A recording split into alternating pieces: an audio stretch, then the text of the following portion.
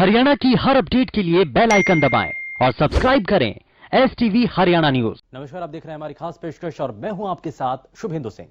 केंद्र सरकार के कृषि कानूनों के खिलाफ दिल्ली के बॉर्डर पर किसानों का विरोध प्रदर्शन आज 25वें दिन भी जारी रहा। प्रदर्शनकारी किसान कृषि कानूनों को रद्द करने की मांग पर अड़े हैं और आज की प्रेस कॉन्फ्रेंस में किसान संगठनों ने यह ऐलान कर दिया कि वो पीएम की मन की बात कार्यक्रम का विरोध करेंगे। साथ ही किसानों ने कहा कि 25, 26 और 27 दिसंबर को वो फिर से टोल प्लाजा को फ्री करेंगे। किसान नेताओं ने आज फिर सरकार पर आंदोलन को गुमराह करने का आरोप लगाया।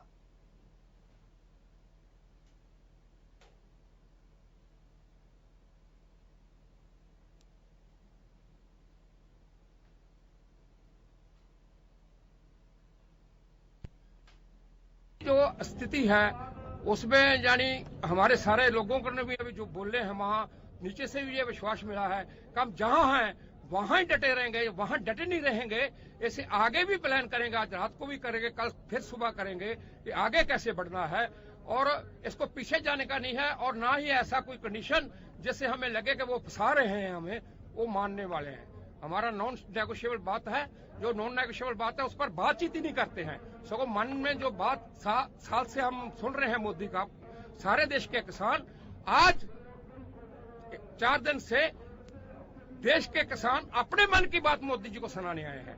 तो हमने जो मोदी जी को बोला है कि किसानों के मन की बात सुनो, वरना आपको बहुत महंगा पड़ेगा और इसका जो सबक आपको मिलेगा, आप और आपकी पार्टी और ये रूलिंग पार्टी और भारत सरकार को हमेशा हमेशा याद रहेगा। इसके लिए हमारे किसान आर पार की लड़ाई लड़ने के लिए आए हैं। झूठ क्या था कि इसका विरोध किसान नहीं कर रहे, बिचौलिए कर रहे हैं।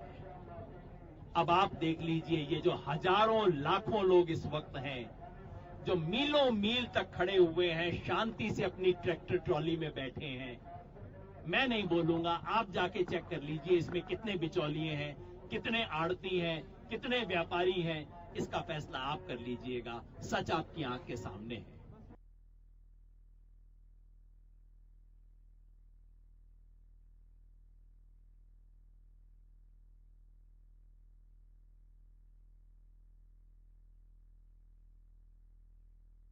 करने की दिशा में अब किसान संगठन नेता आगे बढ़ चुके हैं और ऐसे में आगे की रणनीति को लेकर के आपने बयान भी सुने और इसमें साफ किया गया है कि किसान संगठन आगे किस रूपरेखा के साथ बढ़ने जा रहे हैं।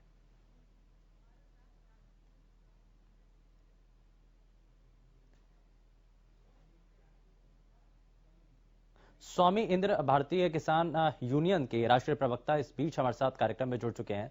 स्वामी जी, बहुत स्वागत है आपका हरियाणा न्यूज पर। आज बैठक की गई और बैठक के बाद आगे की रणनीति को लेकर के चर्चा भी हुई, प्रेस कॉन्फ्रेंस के जरिए सभी को बताया भी गया। आज की रणनीति किस तौर पर है? अब आगे कैसे बदलाव किया जाएगा? आंदोलन को तेज किया जाएगा? देखिए, आंदोलन तो किसान लगातार तेज कर रहा है और किसान लगातार आंदोलन में प्रयासरत है कि सरकार जो है किसान की मांगों को समझे। पर क्योंकि सरकार ने एडामंड रवैया अपनाया हुआ है, सरकार चाहकर भी जो है किसानों का भला नहीं कर रही, क्योंकि सरकार की मंशा ही नहीं है कि किसान का भला किया जाए। सरकार की मंशा प्राइवेट सेक्टरों को ही आगे बढ़ाना, उनको प्रोत्साहन देना है। इसलिए किसान अपनी जो रणनीति है सरकार को बनाकर उसको देना उसकी मजबूरी हो गई है। सरकार ऐसे ठंड के माहौल में जब लाखों की तादाद में दिल्ली की चारों तरफ भारत का कमेरा सड़कों पर बैठा हो, सरकार उसकी सुध लेना ना चाहती हो, तो निश्चित है किसानों को कोई ना कोई प्रोग्राम बनाकर सरकार के बीच में अपनी उपस्थिति जो है दायर करनी पड़ेगी, दर्ज करनी पड़ेगी। नहीं, लेकिन इसके लिए तो बार बार सरकार की तरफ से भी समझाया जा रहा है, बताया जा रहा है कि ये 3 कृषि कानून जो हैं वो सुधार के तौर पर हैं। आज तक भी तो किसानों के लिए कुछ हुआ नहीं। मंडियों के अंदर जो व्यवस्था थी, सवाल उसको लेकर के उठते रहे और ये अक्सर कहा जाता रहा था कि अगर किसानों की आमदनी नहीं बढ़ पा रही है तो उसके भीतर जो असल कारण है वो मंडियों की व्यवस्था ही है और मंडियों के भीतर के ही जो सिस्टम है उसके अंदर बदलाव लाने की बात हर राजनीतिक दल ने कही है। तो यहां पर यह भी कहा जा रहा है कि अगर हमने अब कानून बना दिया है, अब तो किसानों को खुश होना चाहिए था कि जिस व्यवस्था से परेशान थे अब उससे बाहर उनको कर दिया है। ये सरकार का एक तरीका है किसान को गुमराह करने का, कंपनी सेक्टर को बढ़ावा देने का। देखिए, जब अगर सरकार को किसानों का भला ही करना था तो क्यों नहीं सरकार ने किसानों के नेताओं को, किसानों को, पढ़े लिखे बुद्धिजीवियों को बीच में नहीं दिया? मुझे बताइए कौन सी कमेटी की सिफारिश है या कौन सा ऐसा आयोग गठित किया सरकार ने जिसके लिए 3 कानून लाने पड़े? स्वामीनाथन आयोग की रिपोर्ट अभी तक सरकार लागू नहीं कर सकी। इसका मतलब है सरकारी एजेंसी को आपने खड़ा किया, भले वो पूर्व में किसी सरकार ने खड़ा किया, कांग्रेस ने खड़ा किया, बीजेपी ने खड़ा किया, किसी ने भी खड़ा किया है, तो वो सरकारी एजेंसी। जब आप सरकारी एजेंसी का आप जो है अध्यादेश जो है स्वामीनाथन आयोग की जो रिपोर्ट है उसको लागू नहीं कर रहे, लेकिन तो सरकार आप की तरफ से तो ये भी कहा जा रहा है कि हैं। अलग अलग स्वामीनाथन आयोग की सिफारिशों की अगर बात हो रही है तो वो तो ये कह रहे हैं कि हमने एकाएक नहीं लेकिन अलग अलग हिसाबों में किसान को फायदा होना चाहिए, इसके लिए हमने बीमा योजना उसके लिए की है। किसान की आप जो लोन है या अगर उसको किसी भी तरीके से कर्ज की जरूरत पड़ती है तो बैंक से उनको वो भी मिलेगा। किसान क्रेडिट कार्ड की उसमें जो व्यवस्था है वो दी गई है। तो जब अलग अलग तरीके से उसमें जो व्यवस्थाएं स्वामीनाथन आयोग की सिफारिशों में कही गई थी वो जब टुकड़ों में इंप्लीमेंट कर दी हैं तो अब गुंजाइश कहां है? मित्र, मैं आपको बता देना चाहता हूँ, स्वामीनाथन आयोग की रिपोर्ट का एक भी हिस्सा सरकार ने लागू नहीं किया। अगर आप बात कर रहे हैं केसीसी की, क्रेडिट कार्ड की बात कर रहे हैं जी। पंजाब में फार्मूला अलग है, उत्तर प्रदेश में फार्मूला अलग है, छत्तीसगढ़ में फार्मूला अलग है। यानी कि किसान को जो आज ट्रैक्टर चाहिए पंजाब के किसान को तो 2 एकड़ की जमीन मिल जाता है, पर छत्तीसगढ़ किसान को अगर ट्रैक्टर चाहिए तो उसको 10 एकड़ 15 एकड़ जमीन देनी पड़ेगी, तब इसको ट्रैक्टर नहीं मिल पाता। तो ये समझिए कि कल्टीवेशन एक उत्तर प्रदेश किसान कैसे कर पाएगा जब बैंक उसको देने को राजी नहीं पैसा, क्योंकि सरकार की जो नीति है वो किसान को उभारने की नहीं है। तो क्या सुधार के रास्तों में, मैं स्वामी जी में इसमें एक चीज और जोड़ना चाह रहा हूँ कि सुधार के रास्ते जब बार बार आप किसान संगठन नेताओं से भी पूछा जा रहा है कि खामियां क्या हैं, और अगर आप इन 3 कृषि कानूनों को निरस्त कर नए कानून के बारे में अगर चर्चा करते हैं तो और कौन कौन सी ऐसी चीजें हैं जिनको शामिल करना चाहिए, जिसका आप जिक्र कर रहे हैं कि आप अलग अलग जगहों पर अलग अलग हिसाब से जो है किसानों को फायदा पहुंचाने के लिए काम हो, तो उसके अंदर क्या सुधार के कदम होने चाहिए? सबसे पहला जो सुधार सरकार को करना चाहिए वो सरकार का जो सशक्तिकरण है, जो गवर्नमेंट सेक्टर है, मान लीजिए आपकी LIC है, आपका राष्ट्रीय बैंक है, नाबार्ड है, उनको पावर मिलनी चाहिए कि वो किसानों के लिए सीधा काम कर सके। आप ये देखिए आज जो देश के अंदर स्ट्रक्चर खड़ा हो गया है प्राइवेट बैंक का, प्राइवेट कंपनी का हो गया है। अगर आप किसान को अपनी इंश्योरेंस करानी पड़ती, फसल बीमा जिसकी हम बात कर रहे थे, उसके अंदर प्राइवेट कंपनियों ने अभी तक किसी भी कंपनी ने अपना एग्रीकल्चर डेवलपमेंट ऑफिसर नहीं दिया डिस्ट्रिक्ट लेवल पे भी।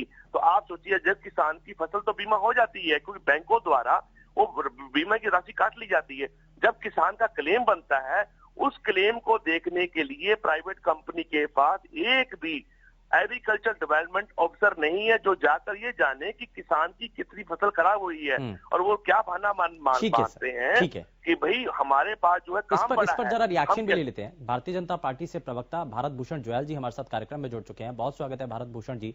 और साथ ही साथ खालिद चहलका जी कांग्रेस पार्टी से प्रवक्ता भी हमारे साथ कार्यक्रम में जुड़ चुके हैं। मैं जरा सबसे पहले भारत भूषण जी आपसे ही समझना चाह रहा हूँ, स्वामी इंद्र जो कि किसान संगठन के नेता भी हैं, प्रवक्ता भी हैं, वो ये बता रहे हैं कि खामियां आखिर कहां कहां पर आ रही हैं, बातचीत का सिलसिला आगे कैसे बढ़ेगा। सरकार जब ये कह रही है कि हम चाहते हैं कि बातचीत के जरिए इस परेशानी का समाधान हो सके, जो बीते एक लंबे समय से किसान अपनी मांग रख रहे हैं, किसान संगठन नेता भी चाहते हैं कि बातचीत हो, तो आगे अब इस सिलसिले को बढ़ाया कैसे जाए? भारत भूषण जी देखिए, माननीय कृषि मंत्री जी ने अपनी तरफ से एक बहुत बड़ा ड्राफ्ट, आज तो समाचार पत्रों में भी 4-5 पेज 6 पेज का एक उनका संदेश पूरे राष्ट्र के लिए, किसानों के लिए दिया है। शुरू से सरकार का ये कहना है कि अगर किसानों को इन कानूनों में जो खामियां नजर आती हैं, और शुरू में बताई भी गई थी किसान संगठनों के द्वारा कि MSP की गारंटी होनी चाहिए, कॉन्ट्रैक्टर इस तरीके से कॉन्ट्रैक्ट होना चाहिए कि किसान की भूमि का कोई अधिग्रहण न कर ले, उसके साथ कोई धोखाधड़ी ना हो जाए, या जो स्टोरेज है कमोडिटीज की वो ऐसा ना हो जाए कि वो एकाधिकार हो जाए और उस पर जो है ब्लैक मार्केटिंग के माध्यम से कब्जा कर ले कोई, और उसके बाद जनता को परेशानी हो। 3 विशेष उस समय पॉइंट आए थे। तो सरकार ने खुले मन से कहा कि हम तीनों में संशोधन करने को जो आपके सुझाव वो कीजिए, लेकिन दुर्भाग्य की बात यह है कि उसके बाद पॉइंट ये आ गया कि आप पहले कानूनों को निरस्त कर दीजिए, उसके बाद हम बैठ करके बात करेंगे। देखिए, संवैधानिक लोकतंत्र का देश है, इसमें देखिए हमारा संविधान बना था, बाबा साहेब ने जो संविधान बनाया, क्या तब से लेके अब तक संविधान में इतने संशोधन नहीं हुए? संशोधन का हम स्वागत करते हैं। पूरा देश समय काल परिस्थिति के अनुसार कई बार कोई कानून जो है वो उतना प्रभावी नहीं रहता, उसमें सुधार की जरूरत पड़ती है। तो हम तो ये खुले मन से पहले भी कह रहे हैं, आज भी कह रहे हैं, और हमने सभी प्रस्ताव लगभग स्वीकार भी कर लिए हैं कि एमएसपी लिखित में चाहिए। अगर आप सर भारत भूषण जी, अगर सरकार ये मान रही है कि संशोधन के लिए तैयार हैं, तो संशोधन जब हो रहे हैं तो किसान बार बार ये मांग कर रहे हैं कि संशोधन करने का औचित्य क्या, जब हमें ये कानून पसंद नहीं तो? यानी कि संशोधन का मतलब तो ये भी है ना कि आपकी खामियां हैं, गलतियां हैं, इस कानून के अंदर कुछ तो त्रुटियां हैं ना, गलतियां तो है ना, तभी तो आप भी संशोधन के लिए तैयार हो रहे हैं। उदाहरण दे रहा हूं, अगर संविधान में किसी प्रोविजन की जरूरत है, हम संशोधन करते हैं, तो पूरा संविधान हमने निरस्त तो नहीं किया ना। देश का संविधान लागू है ना। समय काल परिस्थिति के अनुसार संविधान में आवश्यकता पड़ी तो संविधान में संशोधन हुए। उसी प्रकार से अगर ये कानून बनता है तो उसकी रूलिंग बनती है, ड्राफ्टिंग के बाद कानून की रूलिंग बनती है। तो रूलिंग में डिस्क्राइब होता है कि इस रूल के अंदर जो है कानून में क्या क्या प्रावधान होंगे। उसमें कहीं कोई कमी नजर आती है, उसको फुल प्रूफ बनाने के लिए, किसान के 100% हित में लाने के लिए जो सुझाव देना चाहते हैं, उन सुझावों का स्वागत है। तो ये क्या हो रहा है जब सरकार ये कह रही है कि हम बातचीत के लिए तैयार हैं, किसान संगठन नेता भी ये चाहते हैं, तो बीच की कड़ी कहां है? आप कह रहे हैं कि इसमें किसानों को बरगलाया जा रहा है। देखिए, हमें इस बात को इसलिए आभास हो रहा है कि जब किसानों के हित में सरकार पूर्णतया तैयार है कि जो भी संशोधन आप करवाना चाहते हैं, जो आपने अब तक कहे, हम तैयार हैं। अभी और भी कोई बिंदु अगर चर्चा कर रहता है तो आइए उस पर भी चर्चा कर लीजिए, लेकिन ये कह देना कि निरस्त कर दीजिए, कानून ही खत्म कर दीजिए। देखिए, बड़े सालों के बाद, बहुत समय के बाद, तो किसानों के आय को बढ़ाने के लिए, किसानों के हितों की रक्षा कर लिए सभी पार्टियां कहती थी कि हम करेंगे। आज भाजपा उसको कर रही है। तो चलिए, इस पर भी मैं सर आपसे जवाब लूंगा, लेकिन खालिद जी, अब ये जब एक तरफ सरकार कह रही है कि हम किसान हितैषी हैं, और आपने भी यानी कि कांग्रेस पार्टी ने भी अपने मैनिफेस्टो के अंदर मंडियों के अंदर सुधार की एक बड़े पैमाने पर बात की थी, जिसका जिक्र 2010 से भी चलता रहा है। क्या अब ऐसे में मौजूदा वक्त की सरकार अगर इन सुधारों को कर रही है तो सिर्फ विरोध के लिए ही विरोध करना है? खालिद जी,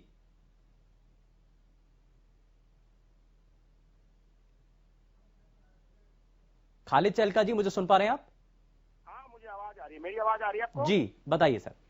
मैं ये कहना चाह रहा था कि जब से ये सरकार बनी है और जो किसान आज सड़कों पर है, उसमें बहुत सारे किसानों ने शायद भाजपा को वोट दिया होगा, लेकिन उनको ये अंदाजा नहीं था कि हमें इस देश में बहुत सारी चीजें वो झेलनी पड़ेगी जिसको ये देश नहीं चाहता है। चाहे वो शुरू में किसानों के विरुद्ध अधिग्रहण बिल लाया गया था, कानून बनाया गया था, चाहे जीएसटी इस देश के ऊपर लादा गया है, चाहे नोटबंदी ला दी गई है, उसी तरह से एक फैसला है। जब किसान ये कह रहा है कि हमें ये कानूनों की आवश्यकता नहीं है, तो आप बिना मांगे सरकार उनको क्यों देना चाह रही है? सरकार का इसके पीछे एजेंडा क्या है, ये देखने की बात है। ना किसानों को कोई भड़का रहा, किसान इसमें अगर संशोधन की बात भी है खालिद चहलका जी, अगर 3 कानूनों के बारे में अगर जिक्र हो रहा है, मेरा सवाल आपसे ये है कि क्या आपकी कांग्रेस पार्टी के 2019 के मैनिफेस्टो में इन बातों का जिक्र नहीं था? तो आज विरोध किस लिए है फिर? सुनिए हाँ, शुभेंदु जी, आपको मैं बताना चाह रहा हूं कि कांग्रेस का जो कहना था वो मंडी विस्तारीकरण को था, मंडियों को बढ़ाने के लिए था, कृषि व्यवस्था को सुधारने के लिए था। ये कानून जो अभी दिए गए हैं, ये देने का उसमें कहीं कोई जिक्र नहीं है कि हम ये कानून लेके आएंगे, इसमें ऐसा कुछ नहीं है। उसमें ये जो चीजें हमारे ऊपर, इस देश के ऊपर लादी गई हैं, और कांग्रेस का जहां तक मानना है, कांग्रेस किसान की हर आवाज के साथ है। किसान अगर ये सरकार किसानों को सहमत कर ले जाती है तो कांग्रेस को उसमें कोई दिक्कत नहीं है। अगर लगता है उनको कि हम किसानों का भला कर रहे हैं, किसान के साथ खड़े हैं, तो उसमें कांग्रेस को कहाँ दिक्कत है? किसान की आवाज के साथ कांग्रेस की आवाज है। तो उनको ऐसा लगता है कि अगर हम किसानों को समझा ले जाएंगे, किसानों को संतुष्ट कर ले जाएंगे, तो उनके लिए हम बधाई देते हैं। लेकिन ठीक है, जरा इस पर मैं कुछ कहूं, उससे पहले जरा जवाब ले लेता हूं मैं। ठीक है, भारत भूषण जी, इस पर जरा जवाब दे दीजिए।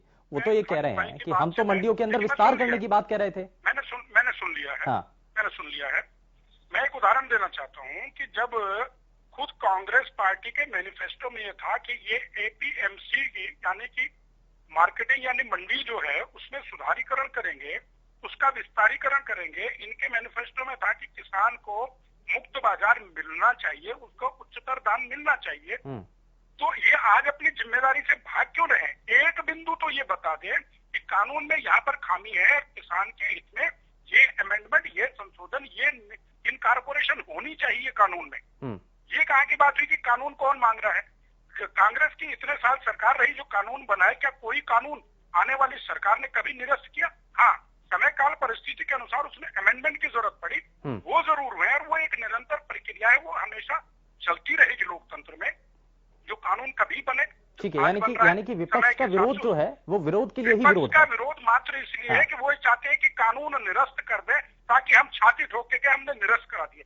छाती ठोक कर ये कहें कि हम उसमें ये सुधार चाहते हैं, बिंदु ला करके कांग्रेस पार्टी आए, कम्युनिस्ट पार्टियां आए, जो भी पार्टी चाहना चाहती, ये राजनीतिक विषय, किसानों का हित के लिए, किसानों के साथ हम किसान आकर के जो संशोधन कराना चाहते हैं, भारत की सरकार करने को तैयार है। लेकिन राजनीतिक दल अगर राजनीतिक बात करके सिर्फ ये कह दे कानून निरस्त कराने के लिए किसान के साथ है, नहीं, तो ऐसा किसान नहीं को होगा। बताएं कि आपके साथ ये कमी है, हम है। इस कानून में स्वामी जी से भी जरा, स्वामी इंद्र जी, अब जब सरकार ये बार बार इससे पहले भी कह चुकी है कि 3 कृषि कानून निरस्त तो नहीं होंगे, संशोधन की अगर गुंजाइश आपको नजर आती है, आप अगर संशोधन कुछ करवाना चाहते हैं, आशंकाओं के आधार पर अगर कोई मन में सवाल है तो उस पर बातचीत हो सकती है, क्या इस सिलसिले में बातचीत आगे बढ़ पाएगी?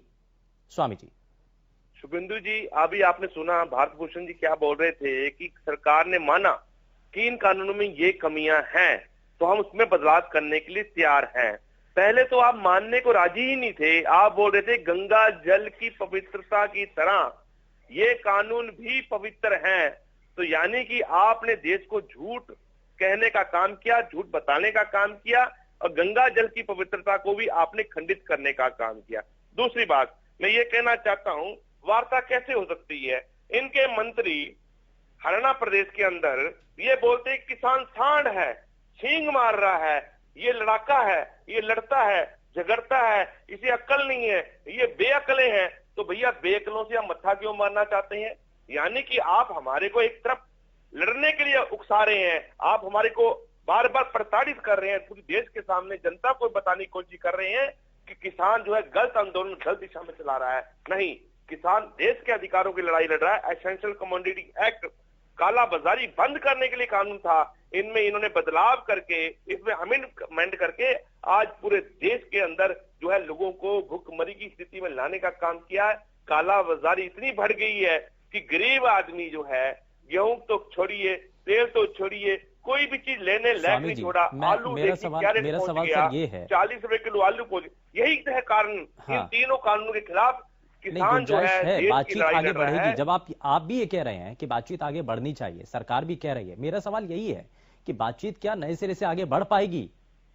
हमारी तरफ से कोई प्रतिरोध नहीं है। सरकार पहले अपना मन बना ले कि उन्हें किसान चाहिए कि कुर्सी चाहिए। अगर वो कुर्सी के लिए बड़े बड़े उद्योगपतियों के साथ खड़े हैं तो किसान नहीं खड़ा है, किसान सिर्फ आंदोलन में खड़ा है। नहीं, आपत्तियां हैं इसमें कुछ? बिल्कुल सारी आपत्तियां हैं। ये निरा जो है देश को डेथ वारंट आपने देने का काम किया। किसान ही नहीं मरेगा, देश के गरीब गुरबा भी इस कानून की वजह से मर जाएंगे। ठीक है, मैं जरा जवाब ले लेता हूँ भारत भूषण जी। जिस प्रकार से स्वामी जी शब्द जाल बुन रहे हैं ना, उसी शब्द जाल के कारण ये आंदोलन समाप्त नहीं हो पा रहा है। किसानों के साथ बैठ करके बातचीत आपके हाथ में है भारत भूषण जी। आज आप बोलिए कानून कानून बनाइए, दोबारा बनाइए, कौन रोक रहा था आपको बनाने के लिए? चुप लीजिए। स्वामी जी आप बोल रहे थे, मैं चुप था। अब मेरी बात सुनिए।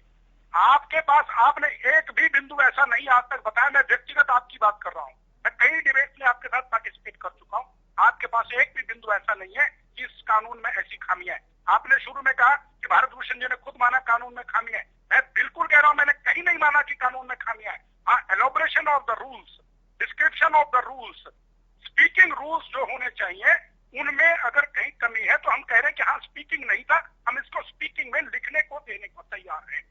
कानून में हमने कहीं छुपाव नहीं किया था, हमारी कोई ऐसी मंशा नहीं थी। मंशा पहले भी वही थी, आज भी वही है। लेकिन अगर किसान कहते हैं कि लिखित में पारदर्शिता के साथ ये क्लियर कट लिखा जाना चाहिए, एमएसपी नहीं टूटेगी, एमएसपी नहीं हटेगी, हम लिखने को तैयार है। हमने कॉन्ट्रैक्ट फार्मिंग का रूल, आपने रूलिंग नहीं पढ़ी है, आपने, मैं दावे से कहता हूं आपने कानून नहीं पढ़ा है जो बने हैं। कानून में खुलेआम लिखा है कि कॉन्ट्रैक्ट फार्मिंग में किसान की भूमि का अधिग्रहण नहीं हो सकता, किसान की भूमि पर हुआ स्ट्रक्चर अगर कॉन्ट्रैक्टर नहीं हटाता है तो वो किसान का हो जाएगा। अगर कॉन्ट्रैक्टर डेफर करता है अपने कॉन्ट्रैक्ट से तो किसान को मुआवजा देना पड़ेगा, वो किसान को देगा। लेकिन अगर किसान को लगता है मेरे हित में नहीं है, अगर किसान मुकरता है उस कॉन्ट्रैक्ट से, हानि हो रही होती है, तो किसान से सिर्फ उसकी लागत ली जाएगी। लेकिन भारत भूषण जी, अगर ये 3 कृषि कानून वाकई में सुधार की दिशा में उठता हुआ कदम है, तो क्यों नहीं किसान इस बात को समझ पा रहे हैं और क्यों नहीं सरकार किसानों तक ये बात पहुंचा पा रही है? क्या कारण है? बहुत देर हो गई क्या आपको लगता है इन बातों को समझाने में?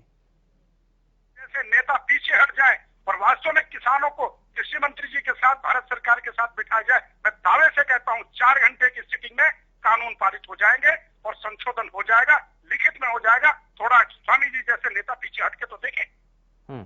स्वामी जी, नेता मिलने तो आए थे आपके नेता, जो आप लोगों ने बीजेपी के नेता बना के दिए, जिन्होंने कहा कानून बहुत अच्छे हैं। फिर आपने उनका कहना क्यों नहीं मान लिया? जो कह रहे हैं कानून बहुत अच्छे हैं, फिर क्यों सरकार किसानों से वार्ता करने को बैठी है? यानी कि कहीं ना कहीं आपने गलती कर रखी है, आपको मालूम है, देश को आपको जवाब देना पड़ेगा, आज नहीं तो कल देना पड़ेगा। मैं जरा खालिद जी आपसे पूछना चाह रहा हूं कि कांग्रेस पार्टी का स्टैंड क्या है?